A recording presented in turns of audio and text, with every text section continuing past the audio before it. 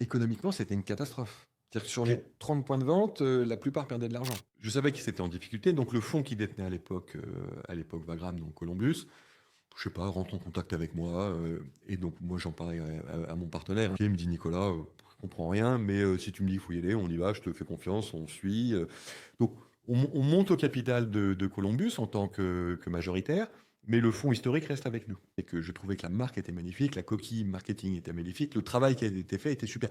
C'est-à-dire qu'il y avait 30 Columbus, et la notoriété à l'époque de Columbus était peut-être 10 fois supérieure à l'exposition de la marque en termes de Ah chiffres. ouais, d'accord, OK. C'était connu, quoi. Les couleurs, le branding, ce que tu dis, c'est tout à fait juste. En fait, il y avait une marque qui était très, très forte. Exactement. Heu, Et créer une marque, c'est pas donné à tout le monde. En tout cas, j'ai pas réussi à le faire, moi. Donc, je reconnais ceux qui ont su le faire. C'est ça, en fait, qu'on va racheter. OK. C'est ce potentiel. Parce que économiquement, quand je regardais, on avait d'ailleurs un Columbus, un à la carte à côté, à Neuilly, avenue Charles de Gaulle, hein, côte-côte. Économiquement, c'était une catastrophe. C'est-à-dire que sur les OK. 30 points de vente, la plupart perdaient de l'argent.